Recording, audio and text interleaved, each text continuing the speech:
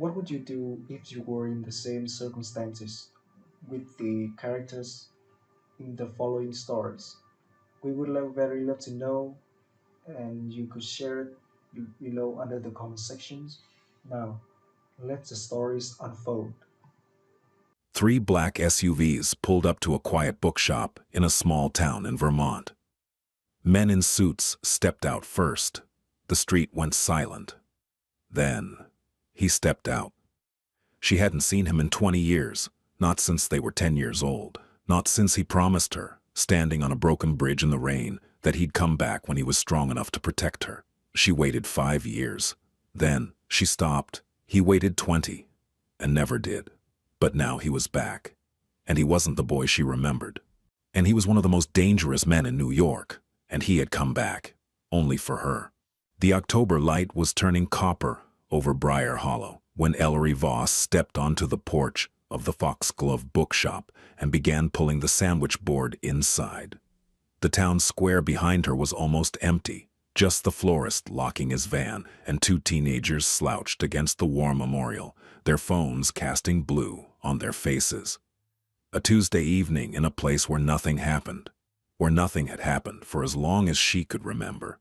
And she had bought the bookshop 3 years ago, with money she'd saved over a decade of waitressing, tutoring, and one miserable year as a paralegal in Burlington. The building was 140 years old, with warped floorboards that groaned in winter, and a back staircase that led to the apartment where she slept. The previous owner, a retired English teacher named Marguerite, had called it a labor of love. Ellery preferred to call it a labor. But it was hers. Every crooked shelf, every water stain on the ceiling. Every morning she opened the door and smelled old paper and wood smoke. She felt something close to peace. She was crouched beside the door, wrestling with the bolt that always stuck when she heard the engines. Not engine, engines, plural, deep, diesel-throated, moving in formation. 3 black Suburbans turned onto Maple Street from the state road, their headlights cutting through the amber dusk like searchlights. They moved slowly, precisely, in as if they had rehearsed this exact approach. The teenagers looked up from their phones. The florist paused with his keys dangling. Even old Harold Fenn, who had been asleep on the bench outside the hardware store since 4 o'clock, lifted his head and squinted. The Suburbans stopped in a line along the curb directly in front of the Foxglove. Ellery stood up, the bolt forgotten. The first doors opened and men emerged, 4 of them. And they wore dark suits that were too well tailored for Briar Hollow, too deliberate. They positioned themselves at precise intervals, 2 near the lead vehicle, 1 at the middle, 1 at the rear, and scanned the street with the flat-eyed efficiency of people who were paid to notice everything and react to anything. One of them spoke into his lapel. The back door of the center Suburban opened, and Stellan Devereaux stepped out. 20 years had remade him entirely, and not at all. And he was taller, of course. She'd last seen him at 10, a bony, sunburned boy with a chipped front tooth and a bruise on his jaw that never quite faded because his father kept putting it there. Now he was over 6 feet, with shoulders that filled his charcoal overcoat like they'd been built for the garment. His dark hair was cut close, the kind of cut that suggested a barber who charged more than her monthly utilities. His face was harder, leaner. They knew all the softness of childhood carved away by whatever had happened in the 2 decades since he'd climbed into his uncle's station wagon and disappeared down this same road. But the eyes were the same. Dark brown, nearly black, steady as a held breath. She knew him before he turned his head toward her. She knew him the way you know a melody you haven't heard since childhood. Not in the notes, but in the feeling the notes give you. In a fist of recognition punched through her chest and lodged somewhere beneath her collarbone. He looked at her. The street went silent. No, that wasn't right. The street had been silent, but now the silence had texture, weight. It pressed against Ellery's eardrums like a change in altitude. Stellan walked toward the porch. His men shifted, but didn't follow. He climbed the 3 steps. She remembered how he used to take them 2 at a time as a boy. racing to see if Marguerite had any free cookies, and stopped in front of her, close enough that she could smell cedar and something darker, something metallic and expensive. "You once told me to come back when I was strong enough to protect you," he said. His voice was low, controlled, nothing like the cracking pitch of the boy she remembered. "I'm back." Ellery didn't move. The wind caught a strand of her hair and pulled it across her face, and she let it stay. No, she was afraid that if she lifted her hand, he would see it shaking. "Stellan," she said, just the name. 2 syllables that she hadn't spoken aloud in years, that had lived in a locked room inside her chest like a piece of evidence she couldn't bring herself to destroy. He studied her. Not the way men in bars studied her, appreciatively, with an agenda. He studied her the way you study a photograph of someone you loved, who might be gone. Carefully. Yeah, as if memorizing the differences so he could grieve them later. "You changed your hair," he said. She almost laughed. Almost. "You changed your life." Something shifted behind his eyes. A flicker, not pain exactly. More like the memory of pain, than a scar being touched. "We should talk," he said. "No." The word came out harder than she intended. "No, you don't get to do this. Now you don't get to park 3 armored trucks on my street and walk up like 20 years is something you just forgot to get around to." He didn't flinch. She'd expected him to flinch, or at least to offer some defense, but he simply watched her with those dark, unreadable eyes, and she realized with a cold certainty that Stellan Devereaux had become a man who didn't flinch. Whatever had happened to the boy from Briar Hollow, whatever machinery had forged him into this, it had burned away the flinch reflex along with everything else. 30 minutes, he said. "That's all I'm asking." "You're asking for 30 minutes after 20 years of nothing. Not a phone call, not a letter, not even a Ellery." The way he said her name stopped her. It wasn't a command. It was a confession. 3 syllables loaded with so much compressed history that the air between them seemed to bend under the weight. She looked past him at the men in suits, at the Suburbans with their tinted windows, at the entire spectacle of power and danger that he had parked on her street, in a town where the most exciting thing in recent memory was a raccoon breaking into the Lutheran church. "Inside," she said, "and tell your men that Mrs. Kovac across the street has already called the sheriff." The corner of his mouth lifted, not a smile, the ghost of one. "My men know." She turned and walked into the bookshop, and after a moment he followed. The smell hit him like a fist. Old paper, wood smoke, the faintest trace of something floral, lavender maybe, or the dried flowers Marguerite used to keep in mason jars on every surface. The floorboards groaned under his weight in the exact places they'd groaned when he was 10 years old, and the sound traveled through the soles of his shoes and up his spine and into the locked chamber where he kept everything he couldn't afford to feel. He had been in penthouses, in private clubs where the annual membership cost more than this building was worth. In rooms where a single word from him could shift markets or end men. But nothing had unmade him, like walking into this bookshop and seeing the same water stain on the ceiling above the poetry section. Ellery stood behind the counter, arms crossed, her body a barricade. She was 30 years old, and she looked it in the best possible way. The girlishness replaced by something sharper, more defined. Her dark auburn hair was shorter than he remembered, cut to her jaw, and her eyes, green, almost gray in low light, held a wariness that hadn't been there when they were children. Life had been at her. He could see it in the small lines at the corners of her mouth, in the way she held herself, slightly angled, as if bracing for impact. He hated that. He hated it with a violence that surprised him. "Talk," she said. "There are things happening that are going to reach this town," he said. "Business things. Often things that have nothing to do with you, but will touch you anyway. And because of proximity. Because of who I am, and what this place was to me. I came to warn you." "Warn me about what?" "There are people who want to hurt me. They've been looking for leverage. Anything I care about, anyone who matters. Briar Hollow has been scrubbed from every record I control, but records can be found. And when they are, This town becomes a target. You become a target. Ellery stared at him. Oh, you're telling me that your life, whatever your life is now, has put me in danger? Yes. And you came here to, what, protect me? Yes. With those men outside. With whatever it takes. She uncrossed her arms, crossed them again. He could see her processing, the intelligence behind her eyes sorting through the implications like a librarian filing cards. What are you, Stellan? What did you become? He had prepared for this question, and he had rehearsed a dozen answers, sanitized versions, euphemisms, the kind of careful language his lawyers used. But standing in this bookshop, under the water stain, with the groaning floorboards and the ghost of Marguerite's lavender, he found that he couldn't lie to her. He'd lied to senators. He'd lied to federal agents. He'd lied to men who would have killed him for the truth. But he couldn't lie to Ellery Voss. I run an organization based in New York, he said.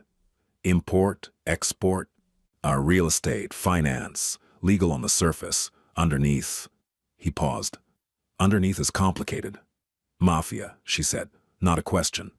That word carries a lot of Hollywood in it, but yes, in the way that matters, yes. The clock on the wall above the mystery section ticked.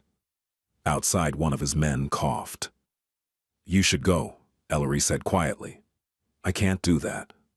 You can. You got in those trucks and drove here. You can get back in and drive away. I didn't mean I'm physically unable. I meant I won't. Not until I know you're safe. I was safe until you showed up. The words landed. He absorbed them without expression, the way he'd learned to absorb blows, a stillness that gave nothing away. That's true, he said, and I'm sorry for that. But the threat exists whether I'm standing in this room or not. The only difference my being here makes is that now you know about it, and now I can do something about it. She turned away from him, walked to the window. I looked out at the darkening street, at the Suburbans still idling, at the life she'd built, small, careful, hers, suddenly shadowed by something vast and dangerous. 20 years, she said, her voice barely above a whisper. 20 years and the first thing you bring me is a threat. He didn't have an answer for that, or rather he had too many answers, and none of them were adequate. She had waited 5 years. Then she stopped. He had waited 20, and never did. And she didn't sleep that night. She lay in the narrow bed above the bookshop and listened to the town settle into its nocturnal rhythms. The distant bark of Ned Whitaker's hound, the occasional car on Route 7, the creak and sigh of the old building as the temperature dropped. Somewhere below, in the alley between the Foxglove and the hardware store, one of Stellan's men stood watch. She'd seen the orange pinpoint of a cigarette from her window. At 2 in the morning, and she gave up on sleep and went downstairs. She sat in the reading nook, the one with the ancient velvet armchair that smelled like dust and comfort, and she let herself remember. Briar Hollow, Vermont. 20 years earlier. Stellan Devereaux arrived in town on a Thursday in June, sitting in the back of his uncle's wood-paneled station wagon with a black eye and a garbage bag full of clothes. He was 10. His mother had died the previous winter, ovarian cancer. A fast and merciless, and his father, a long-haul trucker with a drinking problem that predated the grief and had since metastasized into something monstrous, had been deemed unfit by the state. Uncle Rowan, his mother's brother, lived in Briar Hollow and worked at the granite quarry. He was quiet and kind and had a garden where he grew tomatoes that won the county fair every year. Ellery met Stellan on his second day in town at the library, and she was reading on the floor between the shelves. Her mother worked doubles at the hospital in Montpelier, and her father had left when she was 4, so the library was where she went after school, every day, a reliable country. Stellan came in looking for a book about engines. He found Ellery instead. "What are you reading?" he asked. She held up the cover. "Island of the Blue Dolphins." "Is it good?" "She's alone on an island and she tames a wild dog. It's the best book in the world." He sat down next to her, cross-legged, and for the next hour they didn't speak. He didn't need to. That was the thing about Stellan even then. He understood silence the way most people understood conversation. It was a shared space, not an empty one. They became inseparable that whole summer and the school year that followed, and the summer after that. They explored every abandoned barn and creek bed within biking distance. And they built a fort in the old Creighton orchard from plywood and stolen road signs. They told each other things they told no one else. She about the loneliness that lived in her mother's house like a fourth family member. He about the nightmares that replayed the sound of his father's belt on skin, the way the buckle sometimes caught. The last summer, the one before everything changed, they found a stone bridge over Kettle Creek, half collapsed, overgrown with ivy.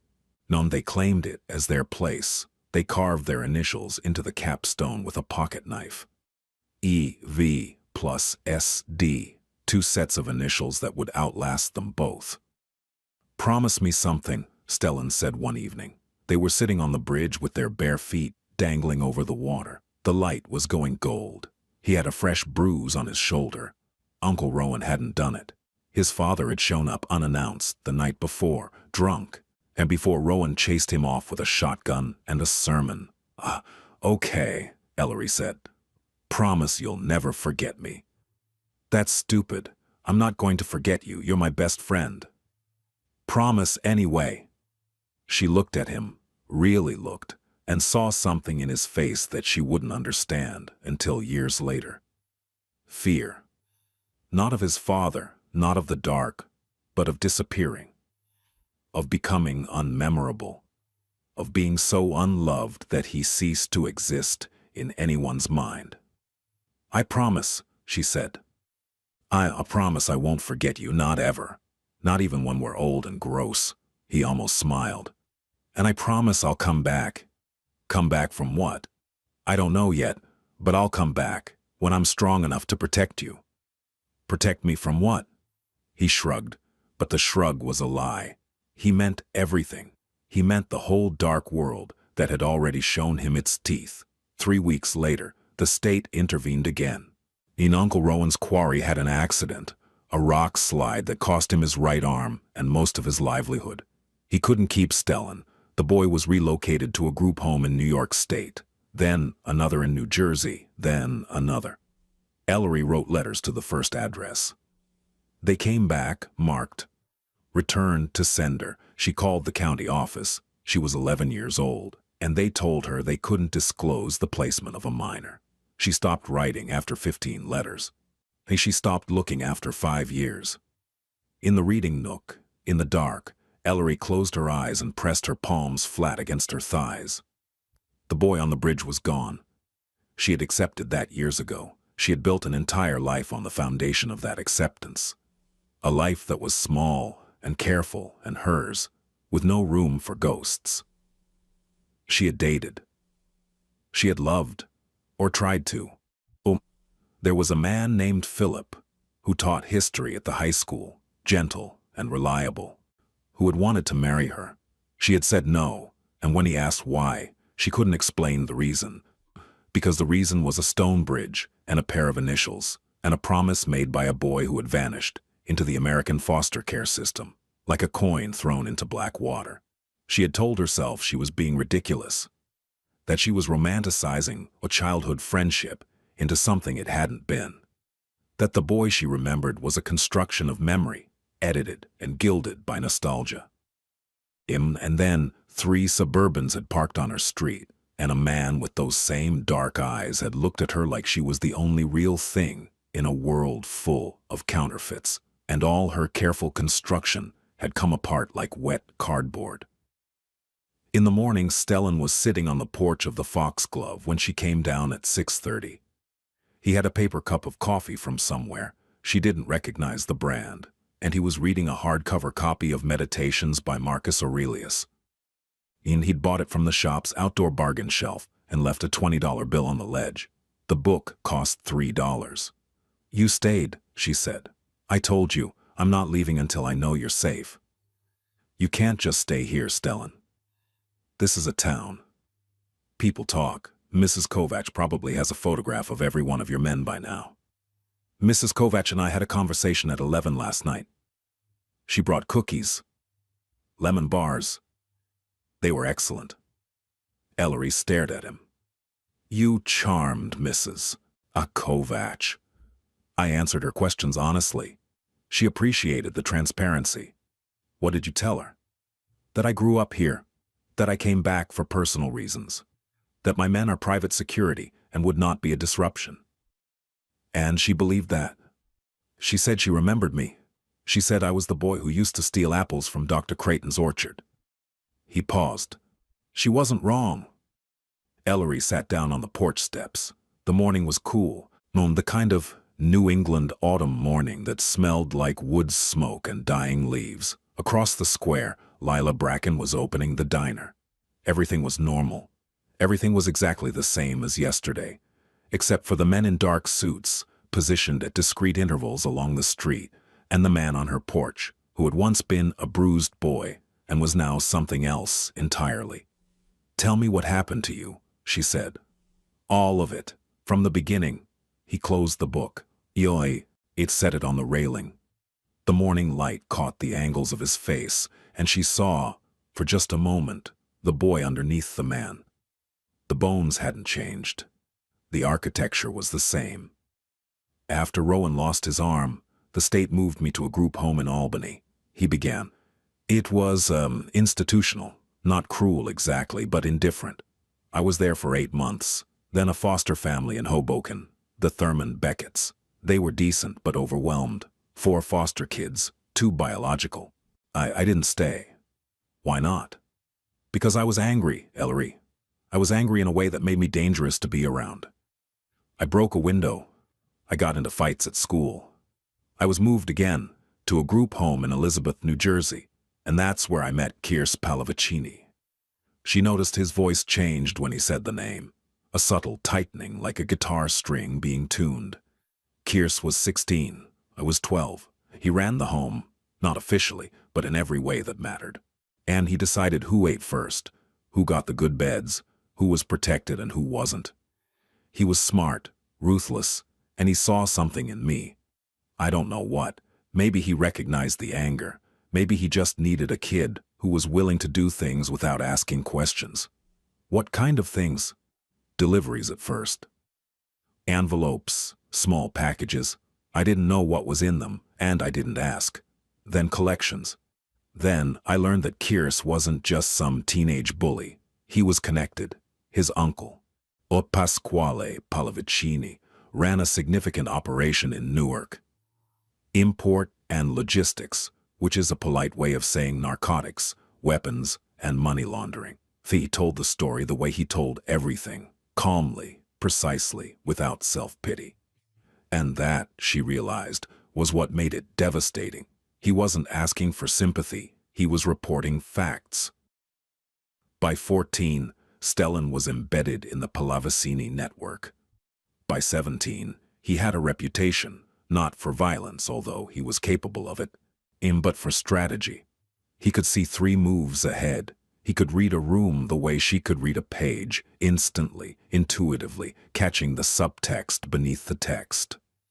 Pasquale noticed. Kirse noticed. The old man began grooming Stellan for something larger. Pasquale had no sons, Stellan said.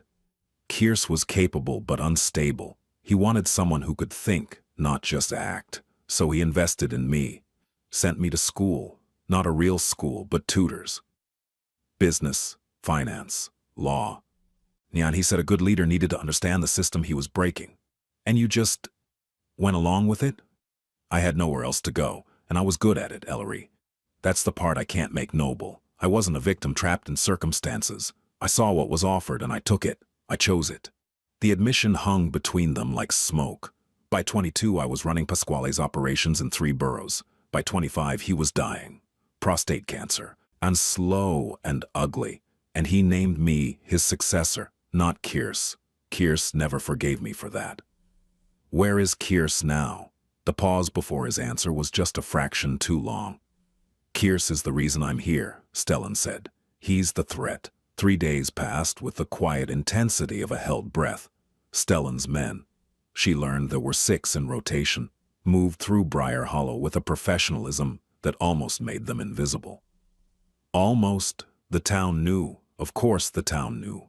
O'Brier Hollow had 700 residents and a gossip network that would put the NSA to shame.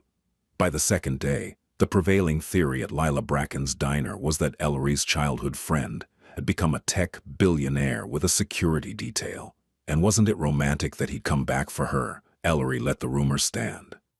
The truth was worse. Stellan spent his days on the phone, on his laptop, in the back room of the Foxglove that Ellery had once used as a storage space and had now, somehow, become a command center.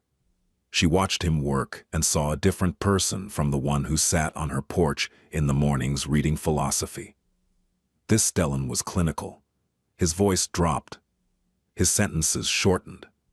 He gave orders in a tone that expected immediate compliance and received it. On the third evening, she overheard a call. She hadn't meant to. She was shelving returns in the history section, and his voice carried from the back room, the door ajar. And he eliminated the Bayonne route. The warehouse on Flushing is compromised. Tell Hazen to move everything to the secondary location and burn the invoices. A pause. No, not yet. When I say. Another pause. Longer. If Kiersa's people show up before Thursday, you handle it. Clean. No witnesses. Ellery set down the book in her hands, a biography of Eleanor Roosevelt, and pressed her fingers against the edge of the shelf until the wood bit into her skin. No witnesses.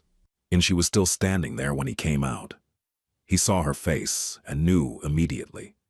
She was beginning to understand, a man who read people the way seismographs read earthquakes, registering the tremors before the surface cracked. You heard that, he said. No witnesses, she repeated. What does that mean, Stellan, in plain English? What does handle it clean mean? He didn't answer right away. He closed the back room door, walked to the front of the store. He checked the street through the window, a habit she'd noticed, as reflexive as breathing. It means what you think it means, he said finally. Say it. Ellery, say it. He turned from the window. In the amber light of the bookshop, his face looked carved from something ancient and hard. If the people who are trying to kill me find this location before I've secured it, my men will neutralize the threat, up by whatever means necessary. Kill them. Yes. She pressed her hand against her mouth, not because she was naive. She had known on some level from the moment those suburbans appeared. She had known what he was, but knowing in the abstract and hearing it spoken aloud in the store where she hosted children's reading hour on Saturday mornings, those were different countries, and she had just crossed the border. You need to go, she said. I can't. You need to go, Stellan. Alpha, you need to take your men and your phones and your orders, and you need to get out of my store and my town and my life. I didn't ask for this. I didn't ask you to come back. I know. Then why are you making this my problem? He crossed the room, not toward her. He was too careful for that. He moved to the poetry section, to the spot where the water stain on the ceiling was shaped like a moth, and he looked up at it, and she saw something in his profile that gutted her. Exhaustion. Not physical. Something deeper. The weariness of a man who had been carrying something for 20 years and had forgotten what it felt like to set it down. Because you're the only thing in my life that was ever clean, he said, and I will burn everything I've built before I let someone touch you. She wanted to be angry. She was angry. But underneath the anger was something else, something warm and terrified, and so achingly familiar that it made her eyes sting. That's not fair, she whispered. No, he agreed. It isn't. That night, the threat stopped being abstract. Ellery was closing the shop at 8, later than usual, because she'd been too distracted to keep track of time, when the front window exploded, not from a bullet, from a brick. It came through the glass in a shower of shards and landed on the hardwood floor with a thud that shook the whole room. Tied to it, with black twine, was a piece of paper with a single line typed in block letters. Ask your boyfriend what he did in Bayonne. Stellan's men were through the door in 4 seconds. She counted. Reggie, the one who smoked, put himself between her and the broken window, and drew a weapon that she had never seen him carry before, but that clearly lived under his jacket at all times. Moss, the taller one with the shaved head, was already on the street, moving toward the corner where the brick must have been thrown from. Two others secured the back exit. Stellan arrived 9 minutes later. He had been at the inn on the edge of town, the only lodging Briar Hollow offered, and he came through the door with a look on his face that made Ellery's blood cool. She had seen him controlled. She had seen him calm, measured, deliberate. But this was different. And this was the kind of stillness that preceded violence. The absolute zero of a man who had crossed a line in his mind and was now operating on a different set of rules. He read the note. His jaw moved, almost imperceptibly, the muscles clenching beneath the skin. "Beyan," Ellery said from behind the counter, where Reggie had told her to stay. She was holding a piece of glass in her hand, without realizing it. A thin line of blood, Haim, ran from her palm to her wrist. "What happened in Beyan?" Stellan looked at Reggie. "Perimeter sweep, half-mile radius. Check the security cameras at the diner and the gas station." "Already pulled them," Reggie said. "Running plates now." Stellan turned to Ellery. He saw the blood, and something shifted in him. A tectonic movement, deep and fundamental. He crossed the room, took her hand, and examined the cut with a precision that was almost medical. "It's not deep," she said. "You're bleeding." "It's a scratch." He didn't let go of her hand. He held it carefully, the way you hold something irreplaceable, and wrapped a clean handkerchief around the cut. Linen, monogrammed with his initials, probably worth more than anything in her first aid kit. "Beyan," she said again. He kept his eyes on her hand. 3 months ago, Kearse attempted a coup. He tried to turn my distribution network in New Jersey. When that failed, he went after my infrastructure. A warehouse in Bayonne held records, financial records that linked my operations to several legitimate businesses. If those records surfaced, I would have lost everything, not just the organization, my freedom. What did you do? I secured the records. There was a confrontation. Kearse's people didn't leave. She pulled her hand away. You killed them. My men did, under my order. 3 of Kearse's soldiers, it was them or me, Ellery. That's not a justification, it's a fact. She backed away from him. Not far. The store wasn't big enough for far, but enough to feel the distance as a physical thing, an assertion. "How many?" she asked. "Not just Bayana, total. How many people have died because of you?" The question hung in the air like a blade. "I don't keep account," he said quietly. "And I don't say that to be callous. I say it because I learned a long time ago that the human mind can't hold that math and still function." "So you just don't think about it?" "I think about it every single day. I just can't afford to let it stop me." She stared at him. This man, this stranger, this boy she once knew, and felt the entire architecture of the situation crashing down around her. He was a killer, or at least a man who ordered killing, which was the same thing in every moral framework she had ever encountered. And he was standing in her bookshop, wrapping her hand in a monogrammed handkerchief, looking at her like she was the last good thing in the world. "You should have stayed gone," she said. "Probably, but Kearse would have found this place eventually, and he would have used you to get to me. The only reason he hasn't already is that I scrubbed every connection between my past and this town years ago.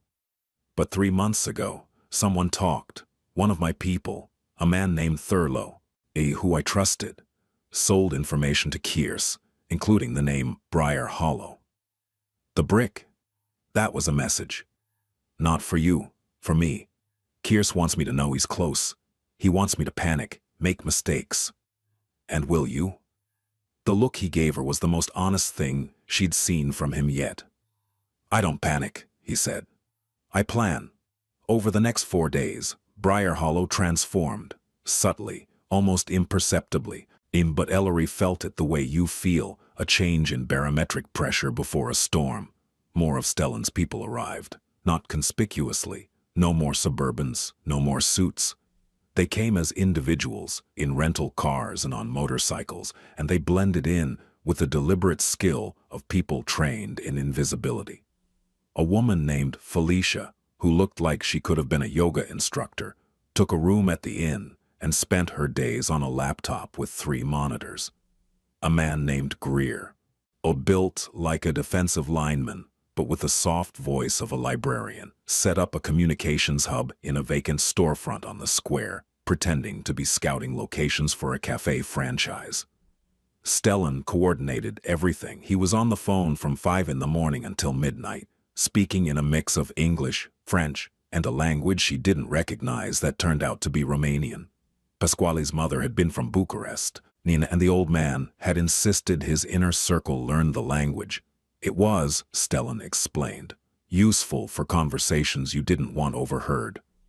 Ellery watched all of this from her side of an invisible line. She opened the bookshop every morning. She recommended novels to the handful of regulars who still came in, despite the town's collective curiosity about her visitor. She ate dinner alone in her apartment. She did not invite Stellan upstairs, and he did not ask, but they talked. And every evening, after the shop closed, they sat on the porch, she in the rocking chair, he on the top step, and they talked. Not about Kierce or Bayonne or the organization. They talked about books, about Briar Hollow, about the 20 years between the bridge and the Suburbans.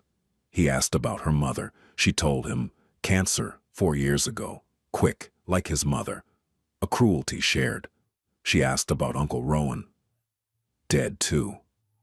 Heart attack 6 years after the quarry accident. Stellan had paid for the funeral anonymously. He had stood across the street from the cemetery in Briar Hollow during the service, hidden by trees, and watched them lower the only man who had ever shown him kindness into the ground. You were here, Ellery said, 6 years ago, and you didn't. I wasn't ready. I wasn't safe. If I'd come to you then, I would have brought the same danger I'm bringing now, but without the resources to fight it. Rowan would have understood that. You can't know what Rowan would have understood. He taught me to grow tomatoes, Ellery, and he taught me that you don't bring the harvest in before it's ripe, even if you're starving. She looked at him in the fading light. Is that what this is? The harvest? This is me saying that I've spent 20 years building something, power, money, influence, and I did it for one reason. Every decision, every compromise, every terrible thing I allowed or ordered or committed, one reason. Don't, she said. You, Stellan, don't. You asked me to come back when I was strong enough to protect you. I wasn't strong enough then. I might not be strong enough now, but I'm here, and I'm trying. And if you tell me to leave, I will. But I'll leave men behind, and I'll leave money, and I'll leave a way for you to reach me, because I made a promise on that bridge, and I have never broken a promise in my life. Not one. She stood up. The rocking chair creaked behind her. She walked to the door and put her hand on the frame. The boy who made that promise doesn't exist anymore, she said, and the girl he made it to doesn't either. She went inside. She closed the door. She leaned against it in the dark and pressed her fist against her chest, and she did not cry. She would not cry.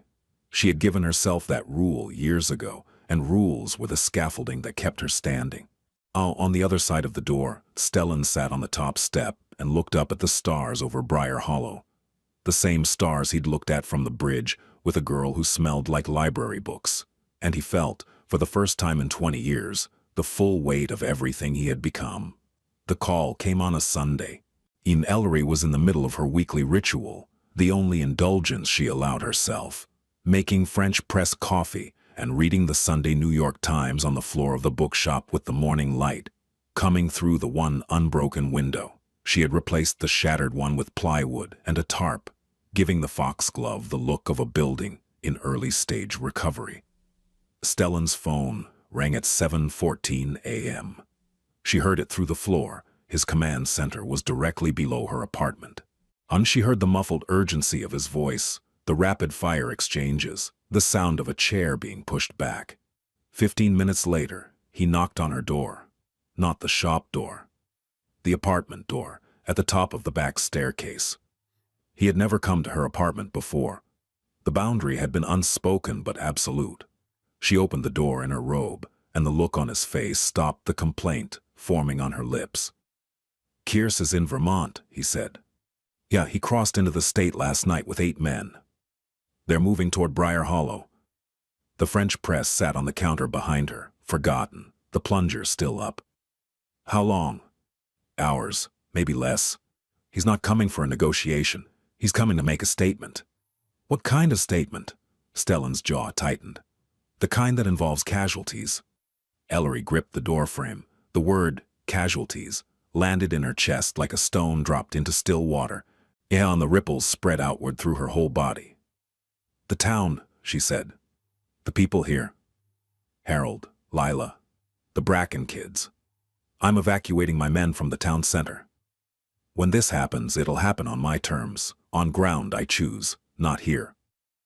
"And what about me?" "I have a car waiting. Reggie will take you to Burlington. There's a safe house." "No." "Ellery." I said no. I'm not running. This is my town. These are my people. And you think I'm going to hide in some safe house while you turn Briar Hollow into a war zone? It won't happen here. I just told you that." "Where, then?" He hesitated.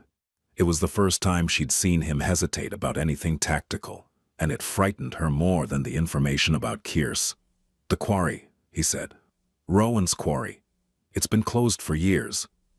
Remote, contained, defensible. I've been preparing it since I arrived." She stared at him. "Oh, you've been preparing a battleground since you got here?" "I didn't come to Briar Hollow hoping for peace, Ellery. I came because this is where the confrontation was always going to happen. Kearse has been circling me for 3 years. This ends here." The realization landed with the force of a slap. "You use this town as bait." "No, I used myself as bait. This town is collateral I'm trying to protect." "And what about me? Am I collateral?" The question cracked something in his composure, the first real fracture she'd seen. His mouth opened and closed. His hand, which she now noticed was gripping the doorframe as tightly as hers, trembled just once. "You were never collateral," he said. "You were the reason." She wanted to scream at him. She wanted to slam the door and pack a bag and drive south until Briar Hollow was a memory. And she wanted to grab him by the lapels of his ridiculous overcoat and shake him until the boy fell out from inside the man. "What?" Instead, she said, "I want to know the plan. All of it." He told her in the back room, over maps he'd had printed of the quarry and the surrounding terrain. Felicia was there, and Greer, and a man she hadn't met before, older, 50-ish, with a face like weathered leather and the flat effect of someone who had seen enough violence to regard it as weather. In his name was Hazen. He was, Stellan explained, the head of his security operations. The plan was precise. Stellan's people had scouted the quarry over the past week. They knew the access roads, the sight lines, the choke points. The quarry itself was a massive pit of gray granite carved into the hillside over decades, with a single main entrance and 2 narrow service roads. It was, in tactical terms, a kill box, a fact that worked in both directions. "Either Kearse will come through the main road," Hazen said, pointing to the map with a pen that probably cost as much as Ellery's car. "He's not subtle. He'll bring vehicles, maybe 8 to 12 men. We'll let him enter, then close the service roads behind him." "And then what?" Ellery asked. The room went quiet. Hazen looked at Stellan. Stellan looked at Ellery. "And then I talked to him," Stellan said. Hazen's expression didn't change. But Ellery caught the micro flicker of disagreement, a tightening around his eyes, a slight shift in posture. Whatever Stellan's plan was, his head of security didn't like it. "You want to talk to the man who threw a brick through my window and is driving here with 8 armed men," Ellery said. "Kearse and I grew up together. In that group home, we were the closest thing either of us had to family. If there's any chance of ending this without more blood, I owe it to that history to try. And if he doesn't want to talk, then Hazen's plan takes over." Hazen's plan, Ellery understood, did not involve conversation. The rest of that day existed in a strange suspension between normalcy and crisis. Ellery opened the bookshop because she didn't know what else to do. 3 customers came in. She sold a cookbook, a children's picture book, and a used copy of East of Eden. She made small talk. She smiled. She rang the register. And then underneath it all, a countdown was ticking. At 5 o'clock, Stellan came to the shop. He was dressed differently. No overcoat, no suit. Dark clothes, practical, the kind of clothing you wore when you expected to move fast. He looked younger like this, and somehow more dangerous. The suit was civilization. This was the animal underneath. "I need to tell you something," he said. She was standing behind the counter, her hands flat on the wood, and the posture she always assumed when she was bracing herself. "If this goes wrong tonight, if something happens to me, there's a trust. An attorney in Boston named Sable Prescott has all the documents. The trust holds enough to keep this bookshop running for 50 years. The building is paid off. The taxes are covered. There's also a personal account in your name." "Stellan, let me finish. The account has $3 million in it. It's clean money, routed through legitimate businesses, declared and taxed. No one can trace it to anything criminal. It's yours regardless of what happens tonight." She felt the counter under her hands. Solid. Real. The whole world had become unreliable except for this counter and this floor and the smell of old books. "I don't want your money," she said. "I know, but I want you to have it. I want to know that whatever happens to me, you'll have options. Choices. The ability to stay here, or leave. To expand the shop, or sell it. On to do whatever you want with your life without the constraints that I had when I was 10 years old, and someone else decided my future for me." She came around the counter. He didn't step back. She stopped close enough to see the pulse in his throat. Fast, betraying the calm of his voice. "You're afraid," she said. "Yes." "Not of Kears." "No, not of Kears." "Of what?" He looked at her with those dark eyes, the eyes of the boy on the bridge, and the eyes of the man who had ordered deaths and built empires and crossed state lines to keep a promise. And he said the truest thing he had ever said. Of having come this close and losing you anyway. She kissed him. It wasn't a romantic kiss. It wasn't soft or gentle or any of the words that people use to describe kisses in the stories she sold from the shelves around them. It was desperate. It was 20 years compressed into a single act. Every letter returned unopened. In every night she'd whispered his name into her pillow. Every time he'd almost come back and hadn't.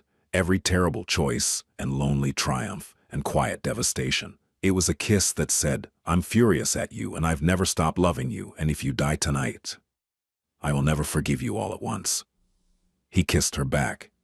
His hands that had signed death warrants and built a kingdom from nothing, cupped her face with a gentleness that broke something open in both of them. And when they pulled apart, she was shaking. He was shaking. "Come back," she said.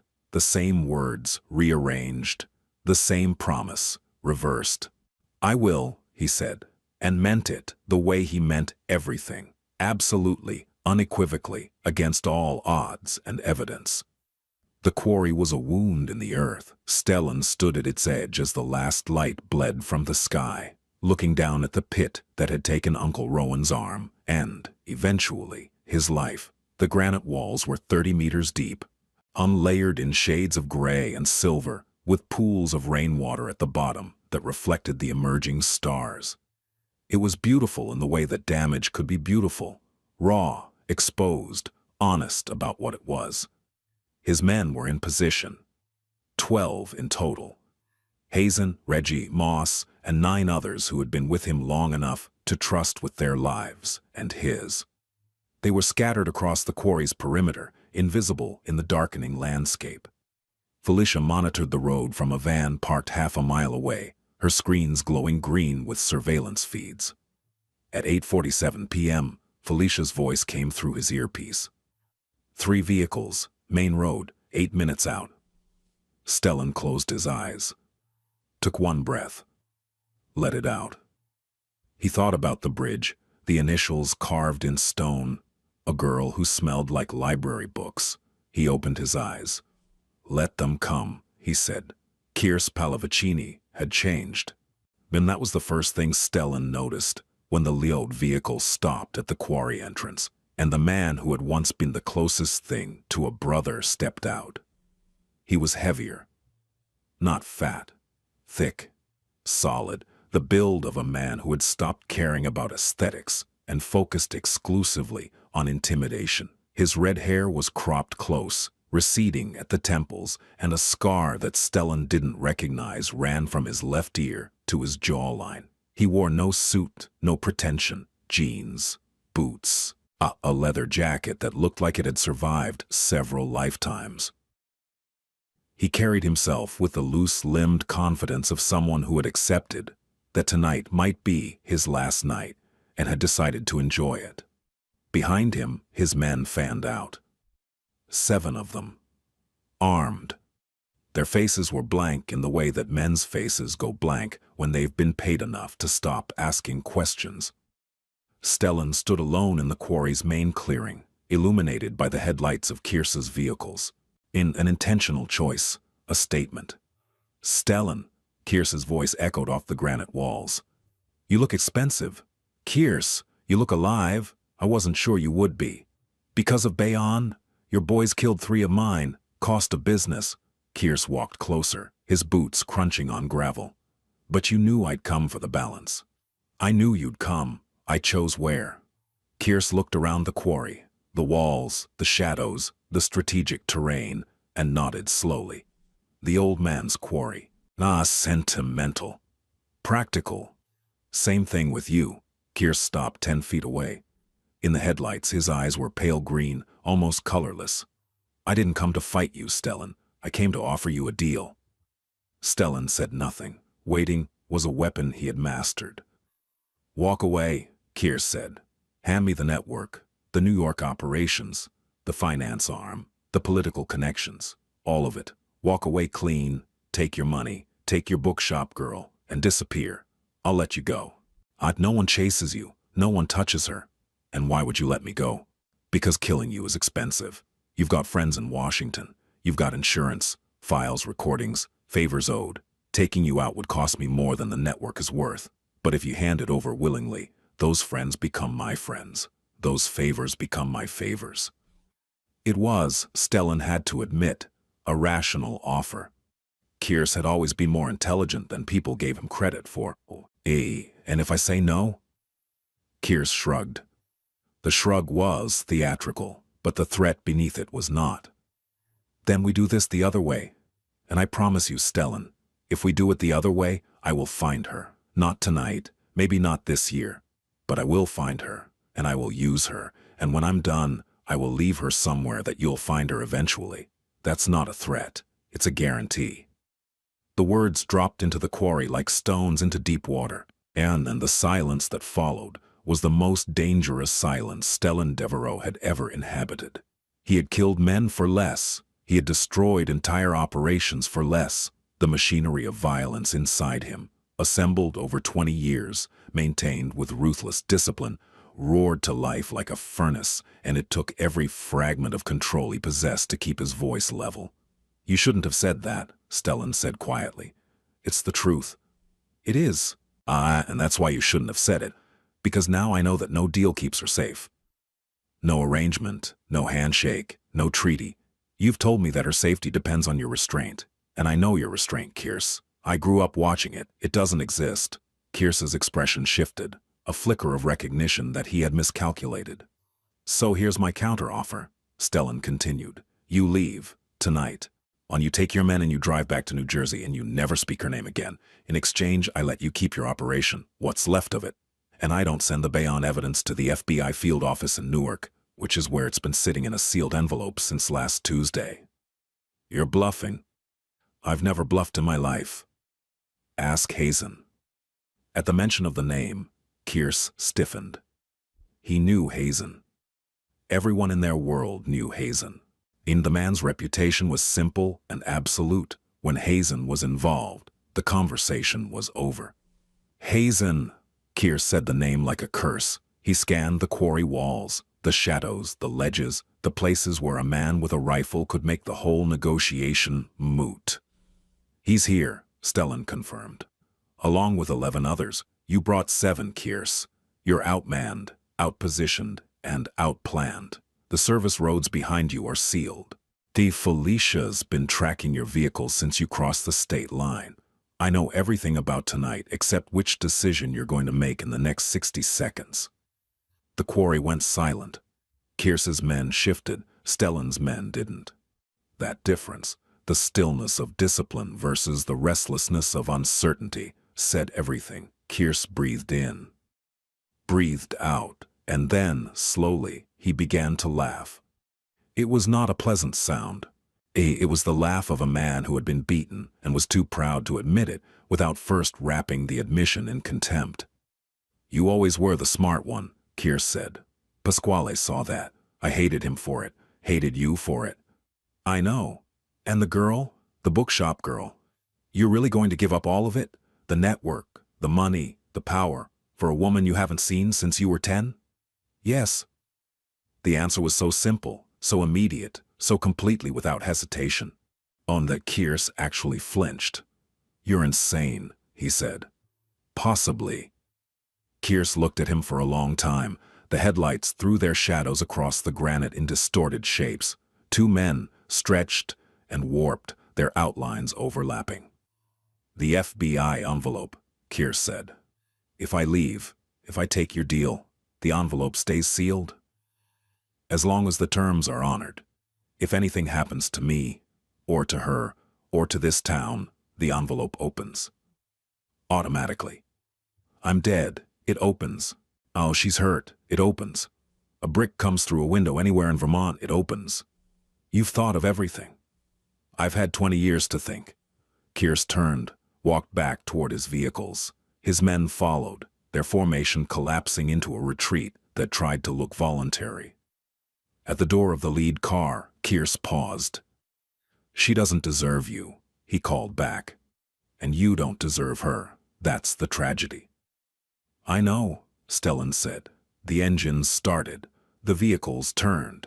And Kiers Pallavicini drove out of the quarry and into the Vermont night, and Stellan Devereaux stood alone in the headlights until the sound of the engines faded to nothing, and all that remained was the wind and the stars and the granite walls of his uncle's quarry, holding the silence like cupped hands. He found Ellery on the porch of the Foxglove at 11:30. She was sitting in the rocking chair with a blanket around her shoulders and a mug of tea gone cold in her hands.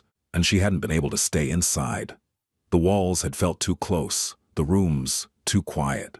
So she'd come out here and watched the street and counted headlights and tried not to imagine the worst. When his car pulled up, just one car, no formation, she stood so quickly that the blanket fell. He came up the steps. There was dust on his shoes and a scratch on the back of his hand that he didn't seem aware of. His eyes found hers in the porch light. And she saw something in them that she hadn't seen before. Relief, not triumph, not the satisfaction of a man who had won a confrontation. Just relief, simple, human, overwhelming relief. It's done, he said. Tell me what happened. He told her, all of it. The deal, the threat, the counter-offer, the envelope in Newark, the quarry, Kiers's retreat. He'll honor it, she asked. He's a pragmatist. The envelope is real. The cost of breaking the deal is higher than the cost of keeping it. He'll honor it. And the network? Your organization? Stellan sat down on the top step. He looked out at the darkened town, the shuttered shops, the empty square, the ordinary American town that had been the backdrop to the only innocent years of his life. I'm transferring operations, he said. Hazen will run the legitimate businesses, the real estate, the finance arm. Everything else gets dismantled. It'll take time. A year, maybe 2, when there are people who depend on the structure for their livelihoods, and I won't just cut them loose. But it ends. All of it. You're walking away. I'm walking toward. She sat down beside him, not close enough to touch, not yet. The night was cold, and her breath made small clouds in the porch light. I'm angry at you, she said. I know. I'm angry that you came here and disrupted everything, and made me feel things I'd decided I was done feeling. I'm angry that you used my town as a chess piece. I'm angry that you waited 20 years. I know. But I understand why. And that makes me angrier, because it means I can't hold on to it. The anger, it keeps dissolving into something else. What else? She looked at him. In the dim light, he was both the man and the boy. The dark eyes, the careful stillness, the quality of paying attention that had made him extraordinary at 10 and lethal at 30. Oh, something I'm not ready to name yet, she said. Give me time. I've been giving you time for 20 years. Then you won't mind a little more. He almost smiled. The ghost again, but closer to real this time. Stellan did not leave Briar Hollow. He rented the apartment above the hardware store, the one with the slanted ceilings and the view of the square, and he stayed. His men dispersed. Felicia went back to New York to manage the transition. Hazen flew to Chicago. Moss and Reggie remained, but they traded their suits for flannel and denim, and within a week they were regulars at Lila's diner, and Reggie had started dating the woman who ran the flower shop. The town absorbed the strangeness the way small towns do, with gossip, then acceptance, then amnesia. Within a month, Stellan Devereaux was just the man who'd come back for Ellery Voss. And wasn't that a nice story? And did you hear he's fixing up the old Rowan place? He was. And the farmhouse where Uncle Rowan had grown his prize-winning tomatoes had been vacant for years, slowly losing its battle with weather and gravity. Stellan bought it with clean money and began the renovation himself, not with contractors but with his own hands. Ellery found this remarkable. She'd seen him command a room of dangerous men with a word. Watching him struggle with a table saw was a disorienting contrast that she found, against her better judgment, endearing. They moved slowly. On coffee on the porch in the mornings, walks along Kettle Creek in the evenings. They went to the stone bridge, still standing barely, and found the initials. EV plus SD, faded but legible, carved into limestone by a boy with a pocket knife, and a need to leave proof that something mattered. Stellan touched the letters with his fingertips. I thought about this bridge every day, he said. In the group home, in Pasquale's house, in every boardroom and back alley and hotel room, from here to Milan. This bridge. It's just stone, she said. But she was crying. She was crying, and she couldn't stop, and she didn't try. He pulled her against him, not with force, with gravity. The kind of inevitable closeness that happens between two people who have been orbiting each other for 20 years and have finally, exhaustedly, surrendered to the physics. She pressed her face into his chest and felt his heartbeat, steady. Oh, strong, alive. And she said the words she had been carrying like a stone in her throat since the night he drove away in his uncle's station wagon. I never forgot you, not one day. I tried so hard, and every single day I failed. His arms tightened around her. She felt his breath against her hair, felt the tremor in his chest that he couldn't entirely control. I know, he said. I know, because I did the same. The months passed. The renovation of Rowan's house progressed slowly. Deliberately, the way Stellan approached everything, as if haste were a form of disrespect. The tomato garden was replanted. The porch was rebuilt. A reading nook was added in the living room, with a window seat that overlooked the orchard. Ellery didn't move in. Not yet. She kept her apartment above the foxglove, kept her routines, kept the careful architecture of her independence intact. But she spent evenings at the farmhouse. She brought books. He cooked, surprisingly well. EA's skill learned from Pasquale's Romanian housekeeper, a woman named Dacia, who had fed him and scolded him and taught him that a man who couldn't feed himself couldn't take care of anyone else. They argued. Of course they argued. She was stubborn, and he was used to being obeyed, and the collision of those two forces produced friction that was sometimes frustrating and sometimes exhilarating and always honest. She pushed back on his protectiveness. I survived 30 years without a security detail, Stellan. He pushed back on her stubbornness. Accepting help isn't the same as admitting weakness. They found their rhythm. It was imperfect and uneven and sometimes exhausting, the way all real things are, but it was theirs. One evening in January, a bitter, beautiful evening with snow falling over Briar Hollow in fat, deliberate flakes, Ellery was shelving new arrivals at the Foxglove when Stellan came in. He was carrying a box. A wooden, old, the kind of box you'd find in an antique shop. "I want to show you something," he said. He set the box on the counter and opened it. Inside, wrapped in cloth, were 15 envelopes.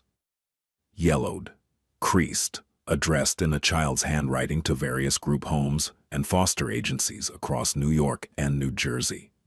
Her letters. The ones she'd sent. The ones that came back, returned to sender. "How?" she whispered. "I tracked them down. It took 3 years and a private investigator and a lot of very uncomfortable conversations with government records offices. But they existed. In file cabinets. In storage units.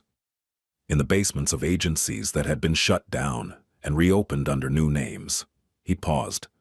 "I never received them, but I needed you to know that they existed, that they were real, that you tried." She picked up the first letter. The handwriting was hers, young, uncertain, the letters too large for the lines. "Dear Stellan, I miss you. School started and you're not here. The bridge is still standing, I checked." She made a sound, not a sob, not a gasp, something between the two. A sound that came from the place where grief and joy occupy the same space, indistinguishable. Stellan stood on the other side of the counter, his hands in his pockets, watching her read. And in the warm light of the bookshop, with the snow falling outside and the old floorboards groaning beneath them, he looked, for the first time since he'd returned, like he was home. The story didn't end with a wedding or a dramatic declaration or a moment of crystalline resolution. It ended, or rather it continued, the way real love continues, in small moments, in mornings, in the accumulation of ordinary days that, taken together, form something extraordinary. Stellan's transition out of the organization took 14 months. There were complications. And there were phone calls that made him pace the farmhouse at 3 in the morning. There were 2 trips to New York that lasted a week each and left him looking hollowed out and older. But he came back. Each time, he came back. And each time, the weight on his shoulders was a little less, the lines around his mouth a little softer. He never pretended to be clean. He didn't rewrite his history or minimize what he'd done. When Ellery asked, he answered, honestly, completely, without self-pity or false nobility. And she listened, and she judged, because she was human and moral and unwilling to exempt him from accountability. And she decided, over and over, that the man he was becoming was worth the reckoning with the man he had been. On a Tuesday in October, exactly 1 year after the Suburbans had parked on her street, Ellery closed the Foxglove early and walked to the stone bridge over Kettle Creek. Stellan was already there, sitting on the capstone with his legs dangling over the water, the way they'd sat as children. He was reading. She couldn't see the title from the path, but she knew, she always knew, that it was Island of the Blue Dolphins. He read it every fall. He'd never told her this. She'd found a worn copy in his bedside table and understood without asking. She sat down beside him, close this time, her shoulder against his. "I've been thinking," she said. Dangerous. "I've been thinking about what you said, that you waited 20 years. He set the book down. "I was wrong on the porch that night," she said, "when I said the boy who made the promise doesn't exist anymore. He does. He's sitting right here. He's just complicated now. I've always been complicated. I know, I just didn't have the vocabulary for it at 10. She took his hand, and the hand that had signed orders and built walls and carried a wooden box of old letters across 20 years.